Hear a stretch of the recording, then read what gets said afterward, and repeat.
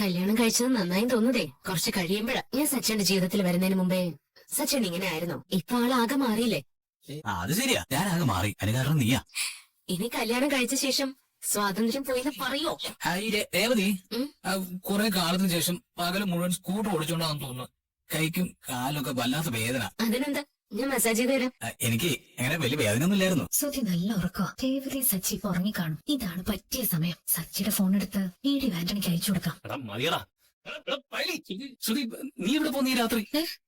ഞാനേ വെള്ളം എടുക്കാൻ മറന്നു. ഞാൻ വെള്ളം എടുത്തിട്ട് വരാം. വെള്ളം ഇവിടെ ഉണ്ടല്ലോ. ഉണ്ടോ?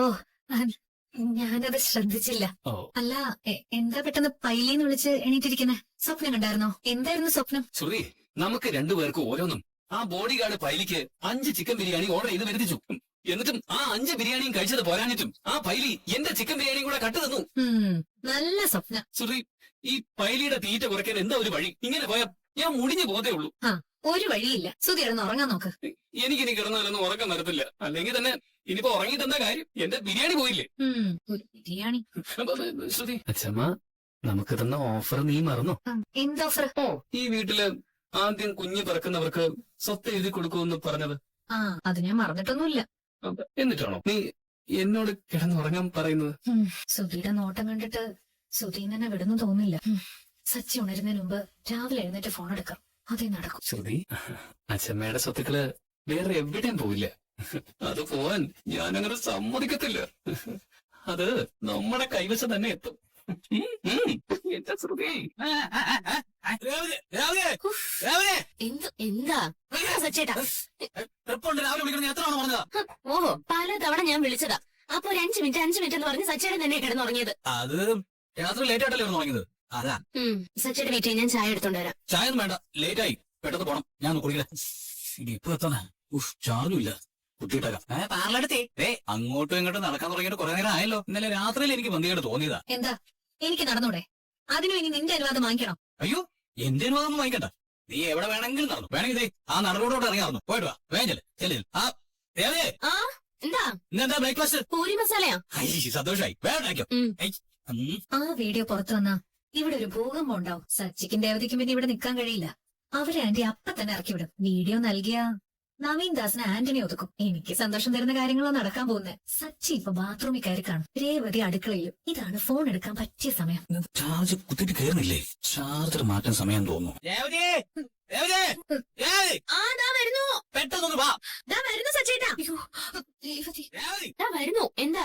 അയ്യേ, എന്താ എന്തിനാ വിളിച്ചേ? ഞാൻ ടവലെടുക്കാൻ മറന്നുപോയി. ഞാൻ അങ്ങോട്ട് തരാം. ദാ ടവല്. അതെ, വെറുതെ കുടിച്ചിട്ട് വരാട്ടോ. ബ്രേക്ക്ഫാസ്റ്റ് എടുത്തു വെച്ചോ. പെട്ടെന്നോ. താമേ, ഞാനിപ്പോ വീട്ടിലാ. ഞാൻ വരാൻ കുറച്ച് ലേറ്റ് ആവും. അയ്യോ, ആന്റി എവിടെ എഴുന്നേറ്റ് പോകാതെ എനിക്ക് ഇവിടുന്ന് പോകാൻ പറ്റത്തില്ലല്ലോ. സച്ചി ഇപ്പൊ കുളിച്ചിറങ്ങും. കുളിച്ചോ?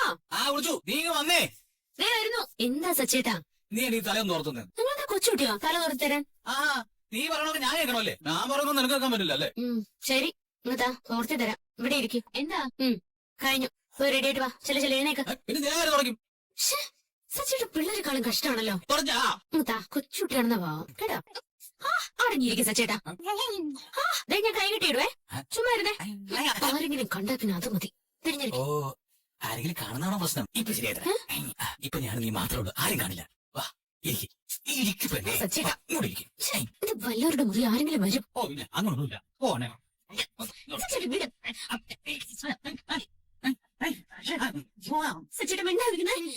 ശരി, സമ്മതിച്ചു ഭാമേ. 2 കുട്ടികളെ കെട്ടിയാ മതി.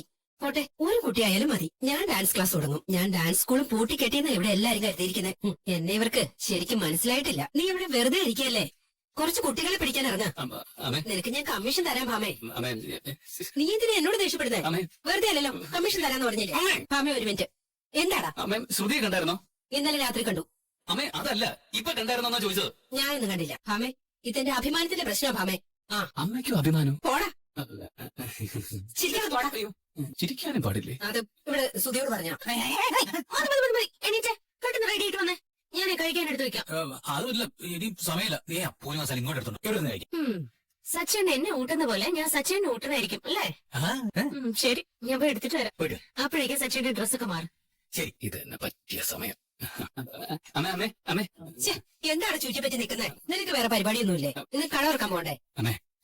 ഞാനേ ശ്രുതിയോട് ചോദിക്കാന്ന് കരുതിയാ വന്നത്. പക്ഷെ അവളെ കാണുന്നില്ല. ഒരു 500 രൂപ തരുമോ? എടാ, നീ ഒരു ബിസിനസ്സുകാരനാണെന്നല്ലേ പറഞ്ഞേ? എന്നിട്ട് ഒരു 500 രൂപ പോലും കയ്യിലെടുക്കാനില്ലേ? അമ്മേ ഇപ്പൊ എല്ലാം ഓൺലൈനിലൂടെ അല്ലേ, ഫോണിലൂടെയും കാർഡിലൂടെയൊക്കെ അല്ലേ മണി ട്രാൻസാക്ഷൻ നടക്കുന്നത്. അതുകൊണ്ട് കയ്യിലെങ്ങനെ കാശ് വെക്കേണ്ട കാര്യമില്ലല്ലോ.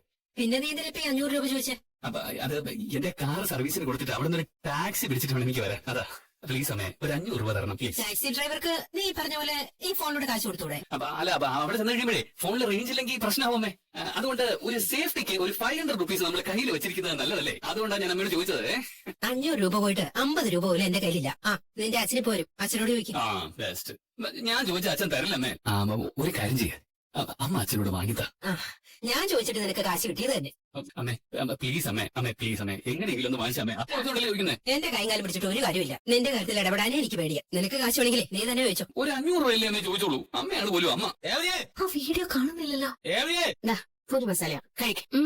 നേരത്തെ പറഞ്ഞൊക്കെ പറഞ്ഞോ? ഷോ, ഞാൻ എടുത്തുതരാം. വീഡിയോ എന്തായാലും ഇതിൽ കാണാതിരിക്കില്ല. ഉറപ്പായും കാണും. ആന്റണി പറഞ്ഞ സത്യ. ആന്റിയുടെ കാശ് മോഷ്ടിച്ചത് ശരത്ത് തന്നെ. വെള്ളം കുടിക്കും. സൂപ്പർ. ഈ വീഡിയോ ഇപ്പൊ തന്നെ എന്റെ ഫോണിലേക്ക് അയക്കാം. ചാർജ് തീർന്നല്ലോ. ഫോൺ ഓഫായും പോയി. വീഡിയോ അയക്കാനും പറ്റിയില്ല. നീ ഇപ്പൊ എന്ത് ചെയ്യും? ഇഷ്ടായോ? നീ ഉണ്ടാക്കിയല്ലേ ഇഷ്ടായ. അച്ഛാ, അച്ഛൻ ശ്രുതി എങ്ങാനും കണ്ടായിരുന്നോ? ഈ കല്യാണം കഴിച്ചു കൊണ്ടുവന്നതിന് ശേഷമാണല്ലോ ഞാൻ അവളെ കാണുന്നേ. അതല്ല അച്ഛാ, ഇപ്പൊ കണ്ടിരുന്നു എന്നാ ചോദിച്ചത്. ഇവിടെ ഉണ്ടായിരുന്ന അവളെ പെട്ടെന്ന് കാണുന്നില്ല. ബ്യൂട്ടി പാർലറിലൊക്കെ പോയി കാണൂടാ. അയ്യോ അച്ഛാ, അച്ഛാ അത് ഒരു 500 രൂപ ചില്ലറ ഉണ്ടാവും എടുക്കാൻ. എന്റെ അടുത്ത് ചില്ലറായിട്ട് ഒരു 10-300 രൂപ ഉണ്ടാവുള്ളൂ. ഓ മതി, എന്നാ അതെടുക്ക്. 300 എങ്കിൽ 300, ഞാൻ അതുകൊണ്ട് അഡ്ജസ്റ്റ് ചെയ്തോളാം. നീ 500 രൂപ ചേഞ്ച് ഉണ്ടെന്നാണല്ലോ ചോദിച്ചത്. ആദ്യം 500 അപ്പൊ ഞാൻ 300 രൂപ അങ്ങോട്ട് തരാം. അല്ലച്ചാ, എന്റെ കയ്യിലിപ്പോ കാശൊന്നും ഇല്ല. അച്ഛൻ ഞാൻ വൈകുന്നേരം വന്നിട്ട് തരാം. എന്നാ ഇപ്പൊ എന്റെ കയ്യിലും കാശില്ല. ഞാനും വൈകുന്നേരം തരാം. ഇപ്പോഴല്ലേ അച്ഛൻ പറഞ്ഞത് 300 രൂപ ഉണ്ടെന്ന്? അത് ഞാൻ ഓളത്തിൽ പറഞ്ഞു പോയതാ. എന്റെ കയ്യിൽ വൈകുന്നേരമല്ലേ കാശ് വരും. എന്റെ കയ്യിലും കാശ് വരാൻ വൈകും. അറിയാം, ഞാൻ ചോദിച്ച അച്ഛൻ കാശ് തരില്ലെന്ന് എനിക്കറിയാം. ഇപ്പൊ അച്ഛന്റെ സച്ചിയാണ് ചോദിച്ചിരുന്നെങ്കിലോ അച്ഛൻ കാശ് കൊടുക്കുമായിരുന്നല്ലോ. അവൻ അച്ഛന്റെ സ്പെഷ്യൽ ആണല്ലോ. അല്ലെങ്കിൽ അച്ഛൻ എന്നെ കണ്ടുകൂടാ. നിന്റെ അമ്മ കാണുന്ന കണ്ണിലൂടെ അല്ല ഞാൻ എന്റെ മക്കളെ കാണാം. എനിക്ക് അച്ഛന്റെ കാശൊന്നും വേണ്ട, തീർന്നല്ലോ. എന്നാ എനിക്ക് ഒരാൾ 50 ലക്ഷം രൂപ അതെന്താണ്, എന്നിട്ട് എന്റെ കാശ് വേണ്ടെന്ന് പറ. അല്ല അതിപ്പോ അതാണ് എന്താ മറുപടി ഇല്ലേ? അവൻ പോയി നമ്പറുമായിട്ട് ഇറങ്ങിയിരിക്കുക. കിള്ളറ വേണോ അത്രേ. പോയി നിന്റെ ജോലി നോക്കണം. വേണ്ട വേണ്ട, ഞാൻ ശ്രുതിയോട് കാശ് മേടിച്ചോളാം.